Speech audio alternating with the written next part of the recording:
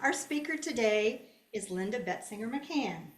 Linda is an author of nonfiction books on Iowa history, including Prisoners of War in Iowa, Prohibition in Iowa, several books about the Civilian Conservation Corps, and the Vanished Towns of the Cedar Valley series. She is a native Iowan and remains in Iowa by choice.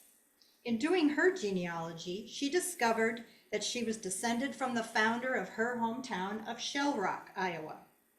She researched the town's history and wrote about it. After writing a book about lost towns for the Shell Rock Historical Museum, she was approached by a publisher who encouraged her to write about other lost towns.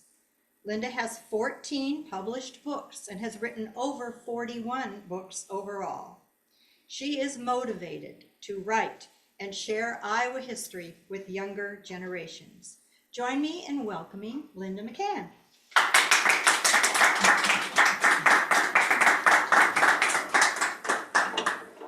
Oh, you can be in there. Oh, okay. Yeah. Super. Unless you want to be. No, that's great. No, wherever you're comfortable.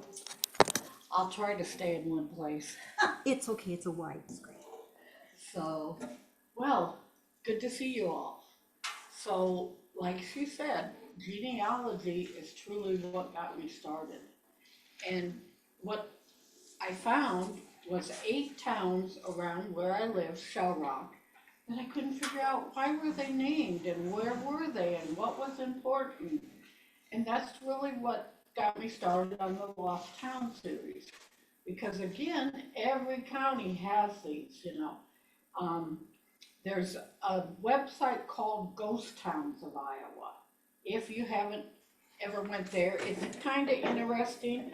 Now, I don't agree that these were ghost towns, and my first publisher planned to call them that. And I just plain said, you can't have the book if you call them ghost towns, because they're not ghost towns. They're hayfields and cornfields and cemeteries. And again, why were they named in the first place? And that's where it gets interesting, is chasing down what gave it their name. In a lot of cases, in the early years, it was to have a post office. They wanted to have a post office about every 5 miles, is what in DC said. It was thought that horses could only travel 12 miles a day. And so if a person was going to get mail and make the round trip, they had to have these post offices about 5 miles apart. And again, that's why there are so many of these named locations, because of the post offices. Well, when the railroads went through, that's another reason that things were named. And a lot of times, one town, if you will, could have 5 different names, because the railroad tended to call it whatever they wanted to call it. A lot of times the post office did not agree with whatever, and they called it something else. I got a blank. But I have found 4 names for Denver up in Bremer County, because the post office, the railroad, locals all had different names for it. And it wasn't until about the 1890s into the 1900s, Congress passed a law that there could only be 1 named location per town, per state, sorry. 1 named location. Here in Linn County, there were 2 Lafayettes, and they were about 5 miles apart. And I always keep thinking, how did they get to the right one, But it must have worked. But that was a big thing in the 1890s. They could only be 1 per state. It all had to be spelled consistently. Burg, B-U-R-G-H at that time. They wanted that H off, and there's a lot of difference with Y and I and that sort of thing. So in the 1890s, things are getting respelled, or different names, because there's 2 in the area. Up around Blackhawk County, I found 5 Alice's. And again, wow. How did they get to the right one, So between the post office, the rural free delivery, and then people getting cars. In the 1920s, when cars became more proficient, people would travel further to get their groceries and stuff. And then when schools began consolidating, of course people traveled further. So that's a big part of why there were so many different names at different times. Now, Linn County had around 195 named locations. And believe me, I was completely shocked. When I started out, I had 45 named locations in Butler County, which is where Shell Rock is. I had around 90 in Blackhawk County, which is Waterloo. And both of them, again, just surprised me all to bits. Well, after the first 2 books were published, that publisher cut me off. I'm not sure why, I still haven't figured that out, but they sold 700 Blackhawk County books in 5 weeks, and they cut me off. The Iowan came to me, the Iowan magazine, they came to me then, and they were just, we redid Butler and Blackhawk County because it ran out and such. The second time I did Butler County, I came up with 65 named locations. But a lot of it was I was learning, plus I was talking with grandkids and their friends. They didn't know what poor farms were. And why would somebody call it a poor farm? You know, who wanted to go there? Those are the sort of questions I heard from grandkids. So I began putting poor farms in the county books because, again, they were an important part of that time and such. And like I said, I was learning as I went along that certain things should be included that I hadn't included at first, like ferries, you know, Blair's Ferry, again. And that's where I touchy that, you know, these aren't ghost towns, they just were named locations. And I did have an argument with my first publisher over it, and I wanted to call them forgotten locations. They didn't like that. Well, somewhere I said they're lost to history, and that's where they went with lost towns. So anyway, that's very much how I stumbled into it. And again, as I'm working in these counties, something gets my attention. When I did Blackhawk and Bremer County, Bremer is Waverly, I kept hearing about this trolley, this electric train. And again, I knew nothing about it, and I grew up around Waverly. This ran until 1958, and I still can't understand why I don't remember those railroad tracks right down Bremer Avenue, but I don't. So when the Iowan took me over, I did say, you know, I think I'm stumbling into more books, and told her about this electric train. Well, she was just wild. And again, they were very excited to get whatever else I got into. So, like I said, everyone's kind of a little stumble, and there's a book. Over COVID, I actually wrote my next book. And again, this comes about from grandkids. My 2 oldest granddaughters were in college at the time. So of course they were at home. And one day they called me and they were just all worked up about the epidemic and stuff. And I said to them, we've had other epidemics before, we'll get through it. Look at polio. And they went, polio? What's polio? Yeah. And so I explained it to them. And again, stuff I'd been learning, I let librarians know what I'm working on. And believe me, I got lots of phone calls and emails. Everybody was at home looking for something to do, I think, you know. And again, it's just, the stuff you learn is so unreal. I'm going to tell one more and then I'll get back to Lynn. I actually talked to a lady in Kansas City that has been in an iron lung since she was 9 years old. And she still is in it. She says she can be out about 17 minutes and then she can't get a breath with a respirator even. And so she very much lives in the Iron Lung. She has actually bought 2 iron lungs. So she always has one, and she has parts, you know. And supposedly there are 4 people in the United States in iron lungs yet. And again, who would guess, you know? So, like I said, I'm going to talk a little about Linn County. And like I said, I was just completely shocked with how many I found here.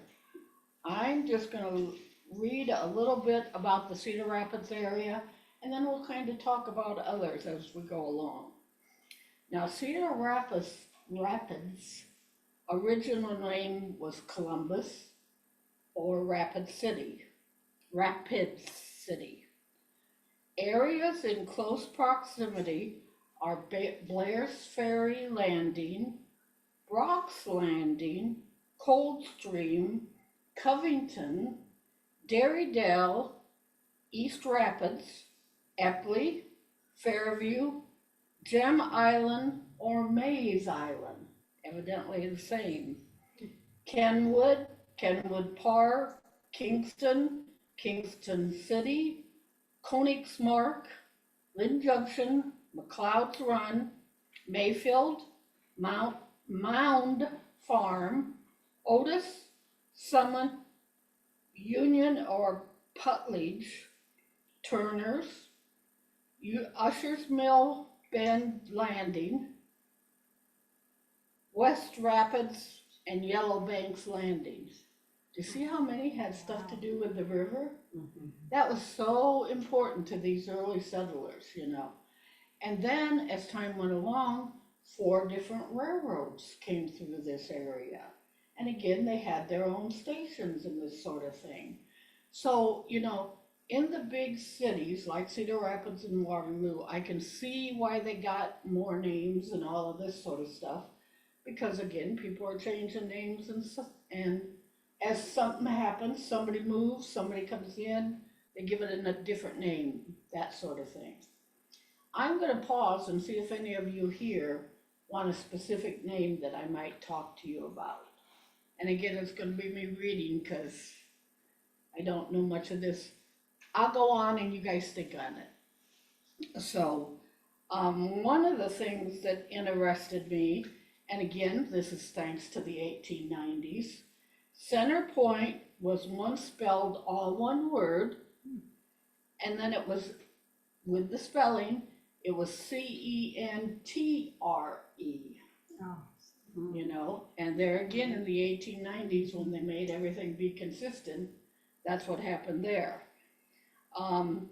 Again, here we go, we got an Alice out by Cedar Point, Center Point, Olive Branch, you know, Blue Banks, Brandy Brook, Denison Bottom, Lafayette, Otter Creek, Shady Brook, Haynes, Paddington, Vernonville, and Washington. Those are all around Center Point, you know. And like I said, a lot of it has to do with the name changes. Central City was for Clarksford, and then it was Clarkford, all one word. Who knows why anything happened? I had not heard much about Wabeek myself when I came down here. That was first Cedar and then Paddington. You know, it's kind of interesting to see, yeah, Center Point had Paddington too, you know. So, areas close to Wabeek are Anderson, Cousins, Jordan's Grove, Necot, Necot, and Wapsa. I think that might be short for Wapsie. I don't know, you know. So, there was a Paris, or is a Paris. Yeah. Its original name was Dover. And close to it are Elmont, Mills Grove, Muckersville, and West Prairie. So am I reading names you know or don't know? I know Muckersville and Paris. So, any comments, questions? So those are lost towns, right? They aren't currently, Right, yeah. because I taught in Alburnett Mm. and people would say they're from Muckersville. Really. And I think there's a group of people that do that, Mm-hmm. you know. Maybe it's a crossroads or something, but they're gonna keep that name alive. Yeah. I know up in my area, Bremer and Butler and such, that's where a lot of these names are. And they will definitely do this with new people, you know. My area town is Mindy, Mindy. And again, I finally tracked it down, but people will say they're from Mindy. Now it's one street, you know. But the old timers, which I guess I am, do this partly to get to newcomers. They tell them a name they don't have a clue of, so, you know, that sort of thing. Did you have a question? Well, I was just gonna say, some of those names still correspond to rural churches, many of which are now closed, or the only the considered their cemetery may still be there. Right, townships too. Oh, yeah. And that's what I tell a lot of people with doing genealogy. If you discover a cemetery in the middle of nowhere, more than likely there was a church there. There probably could have been a school there, and who knows what else, you know. Do you know about the digitalized maps? Iowa State has digitalized a lot of these old plat books. Mhm. So if you go to there, you can pull up Linn County plat books from 1880 or whatever. And again, this is partly why I found so many of the towns I did, because they're on these old maps. And it doesn't mean they were a town, they were probably where somebody lived. You know, several places between all these towns or all the counties, it was some farmer that, you know, it was his farm or his whatever. And that's how it got named, and the locals know what it is and such. Now, an interesting thing I found, again, when I was researching all this, when early settlers left Dubuque, they were told, see that stand of trees over there? You go to that and go south and you'll get to Waterloo. And that's why so many of these groves were named, you know. So you can get to this grove and then get wherever. I have never seen that grove of trees when I've left Dubuque. I keep trying to, believe me. Trying to just hit stuff that might interest you. Anybody tell me something if you want to. Ely's original name was Hoosier Grove. So I suppose somebody from Indiana, isn't it? Yeah. Somebody from Indiana must have lived there at some time and called it Hoosier Grove, you know. Then it was Banner Valley. And I'm guessing it was somebody named Banner that named it. In close proximity were Babcock, Banner Valley, Berry, Berry. Fackler's Grove, Western or Western College, Hardwreck, Hradek. Okay, no, that's got you all puzzled, huh? Looney's Grove. For the insane I wonder if that meant the same thing as it does now. And Rogers Grove. I'm gonna look up that Hardwreck. See, even all this time, something gets my attention.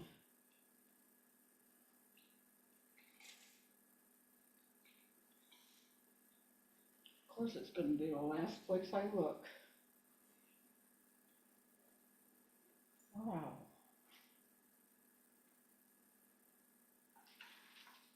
Sorry.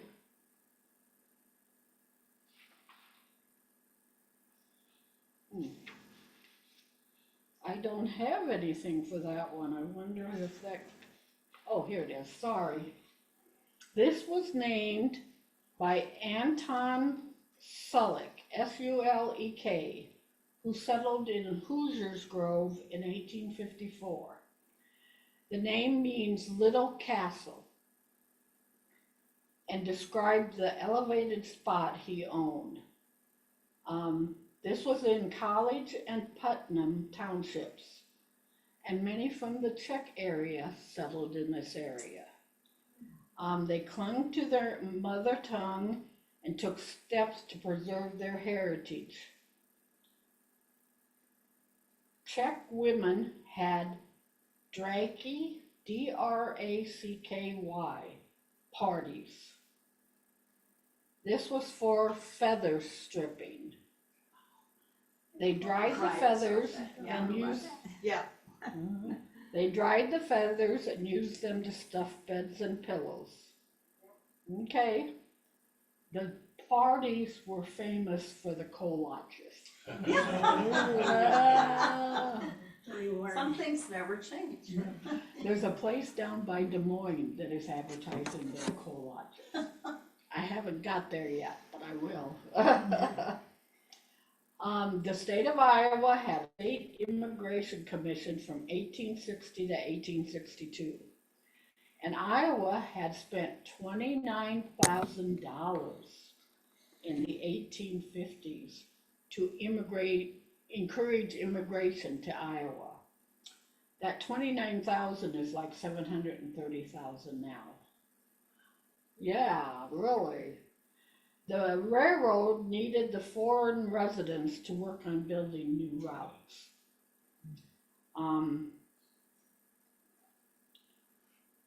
Anything else? Not really? I'm gonna just read about Königsmark. This was 6 miles southwest of Cedar Rapids in section 29 of College Township. The König had a depot at Königsmark. And there again, this is where a lot of the names came from. There was a large family named Königs in the area. And so this is probably where the depot came from. The König began operating in 1904, and it worked to extend further to Davenport, but their profits slipped and they didn't get any further. König began servicing passengers at 5 a.m. from both Cedar Rapids and Iowa City, and it operated daily until midnight. That surprises me. School children took the cars to school. There was a milk can special that picked up milk cans.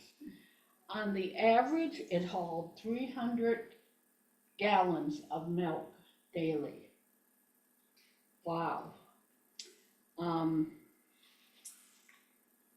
Now, an interesting thing with these electric trains, when I did the Cedar Valley Road, which ran from Waverly to Cedar Rapids, again, I let people know I was working on it. And like I said, I knew nothing about it.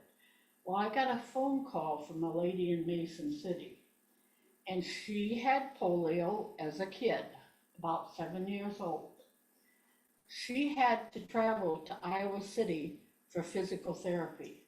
You know, in the 50s, not every place had physical therapy. 3 times a week, her parents and her would ride a bus from Mason City to Waverly. At Waverly, they got on the Cedar Valley Road, rode it to Cedar Rapids, and at Cedar Rapids got on the König to go to Iowa City. And imagine 3 times a week doing that. And she said right out, I wouldn't work if it wasn't for the electric trains. She said, I wouldn't have gone and got the experience and learned how to walk again. So, you know, it's kind of interesting to hear these stories, that how this did change lives. After the Cedar Valley book came out, I got a phone call from a UNI professor, and he said, the Cedar Valley Road really changed my life. He lived near LaPorte City. Well, you know, at that time, nobody ran school buses. So you could get through 8th grade within staying a couple, 3 miles, but you had no way to get to high school. He said he was able to walk a mile to get to the trolley line, and he could ride it into town, into LaPorte City, to go to high school. He said when he graduated from high school, he was able to ride the Cedar Valley Road to Cedar Falls to go to college. And he's a professor at UNI now, and he says he has students all the time telling him that you don't know what it's like to have to do work while you go to college. And he says to them, I had to be home by 6 o'clock every night to do milking. I know what it's like to work, you know. So again, these electric trains really changed everything overall because they allowed people to go where they couldn't go otherwise. So, okay, here's the 2 Lafayettes. Lafayette or Brandybuck Brook would have been about where Midway is now. It was platted in 1846 and still shown on an 1894 map with a creamery, church, cemetery, and school. Wow, that's quite a bit. It was about 1 mile north of Toddville, and a railroad passed through this area. It had a postmaster in about 1845, and this lasted until the early 1900s. And this is not the same village as Lafayette in Otter Creek Township. Lafayette, the second Lafayette has a space between LA and then the capital F. Don't know. That was about 3 miles west of Alburnett. It was somewhere around Shingletown. You know Shingletown? No. I'll have to look it up. Yeah. James D. Thomas came in 1840, and this was in the Cedar Rapids Gazette. He built a sawmill, and that's when the village became Lafayette. There was a community hall and a blacksmith shop, Crawford Creamery, grist mill, school, and the post office.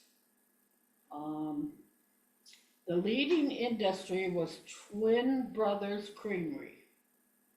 And a farmers club hall was built in 1866.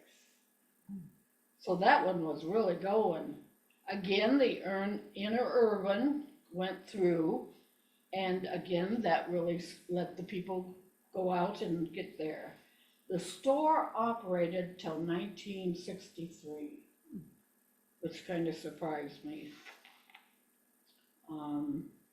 Post office was open from 1844 to 1902. And it's kind of interesting how long some of these towns did function, you know. I'm looking for Shingletown now. Shingletown, all one word. It was about 4 miles southeast of Center Point.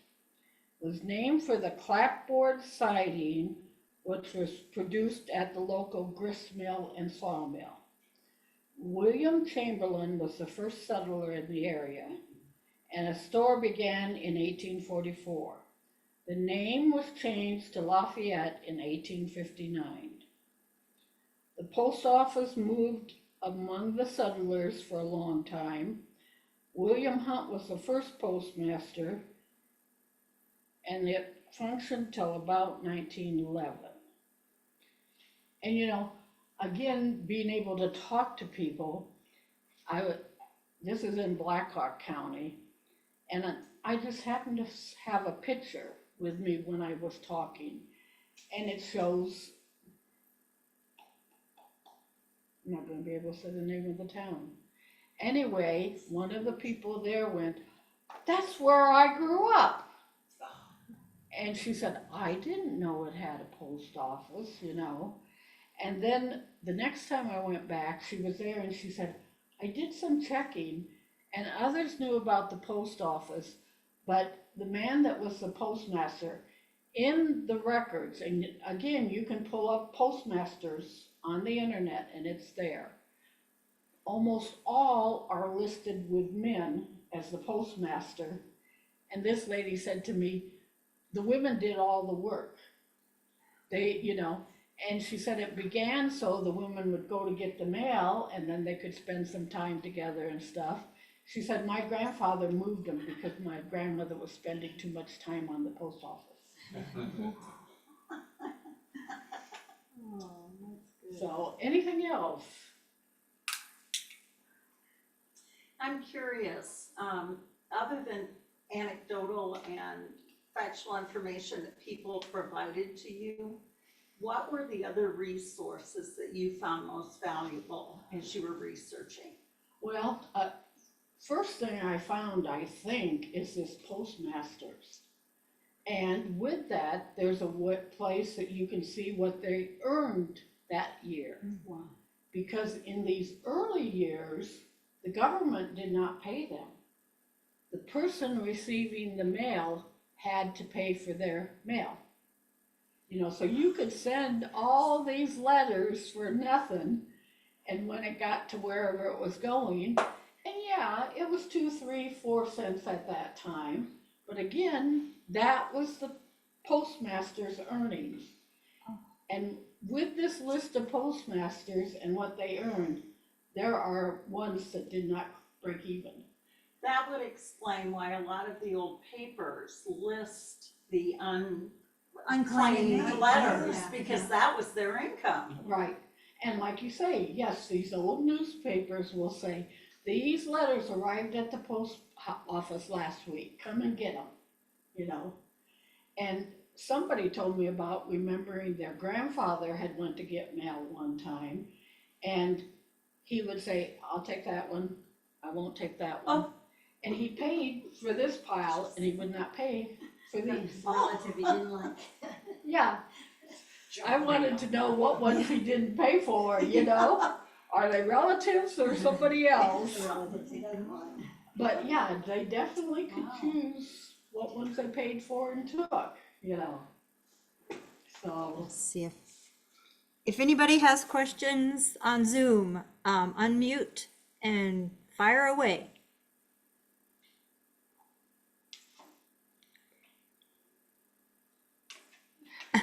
guess not, They're all huh? gonna be shy today. So, anything else from anybody? Well, I'm just a little curious about, the distinction between Kenwood and Kenwood Park. Oh, I was okay. too, yeah. And I again- live in Kenwood and I tell people, ask me where I live, well, I live in Kenwood. And then sometimes I have to explain that that's where it is. There was also Kenwood Heights. Oh, really? Then I'm not sure where I live then. I'll have to look at a Kenwood map. Heights was up the hill. It was up the hill on 29th, 30th Street Oh, Drive. okay. And then Kenwood Park. Where would that be? Higher up. Could be. Kenwood Park was in Rapids Township along several rail lines. It would be within Kenwood Park at about 39th Street northeast and Kencrest Drive northeast. Okay? It was platted and incorporated. Now, not many of these towns were actually incorporated. They didn't see why they needed to, they really didn't get anything out of it, you know, that sort of thing. So Kenwood Park was incorporated in 1886. It had a town council, marshal, school, church, 3 grocery stores, a drugstore, bank, post office, town hall, and city park. So it was a busy place, And a and it was library. set on the Chicago, Milwaukee, and St. Paul Railroad line. Okay, Kenwood, Is that the one that goes where Viaduct was on First Avenue? I wonder. No, Kenwood Park would be that one. The viaduct was at 31st. Yeah, Right, Yeah, so that's too far south, right, so. Yeah. yeah. okay, Right. okay. A Kenwood Park advertisement was published in the Cedar Rapids paper in 1922 and stated it was midway between Cedar Rapids and Marion, a 20-minute ride from Cedar Rapids on the motor line. Yeah, that seems, Fun. yeah. At one point, there were big pillars that were put up Oh, because they were yes. gonna Yeah. put that big, was gonna be a big addition out there, and that's all that's left is in the front yards of, One of them. on First Avenue Yeah, there, yeah, there's some, Yeah. The rail fare has been reduced to 5 cents per trip. This is in 1922. That compares with about 70 cents now. They had a school in 1885. They had a post office in 1891, and it operated till 1926. Now Kenwood was actually, I'm having to reread it. It actually was supposedly before Kenwood Park, and Kenwood became Kenwood Park. Again, it was on the railroad. So this is saying that they're actually the same thing. In an 1859 map, it was Kenwood. It was platted in 1883 with supposedly 17 lots. There was a store in 1884. It was incorporated in 1886 and annexed by Cedar Rapids in 1926. So, anything else? Every county has all this similar stuff. And that's where I say that this guy that has Ghost Towns of Iowa on the internet, it's a good place to look. You can see what he considers. Now, he doesn't really state his references and that sort of thing, but it gives you a place to look if you can't find other stuff. And then secondly, I would say I go with these old newspapers. And again, every place that was anything had stuff in the newspaper, you know. If they went down the hill to visit somebody, it was in the paper. You know. But again, that's how you Sunday find dinner out with stuff, somebody. you know. That's how you learn stuff. And I keep telling people to look in these old newspapers, especially with genealogy. Because again, there's a way to find out what maybe your great-grandfather did and all of that. So, my granddaughters are really behind much of these books because again, I say something and they start asking questions. Well, I have to put the plug in for Rosie the Riveters of Iowa. And a big part of the reason is my oldest granddaughter proofed the book and wrote the author's info. And I'm not gonna read it because somebody told me once, that sure shows she loved you. So I'm not gonna read it. These are my grandchildren and a couple of new husbands. But my second granddaughter, this one right here, actually did the cover for this book. She was in her senior year at Wartburg and she was a computer graphics major. And so this was her senior project. She got an A. So I'm kind of hoping they might come in and help, but so far I don't see that happening, but we'll see. And the books are all $20 each? The books are all 20 each. My publisher is In Tandem, 2 words, on a Des Moines. And she does have the books listed that they can be bought there too. When do you expect the polio book to be out? She's No. hoping for Christmas. So you never know, but that's what she's hoping for. We'll get you on the calendar for next year. Yeah. So, well, thank you very much. Thank you, Linda, and goodbye, people on Zoom. Thank you for joining us.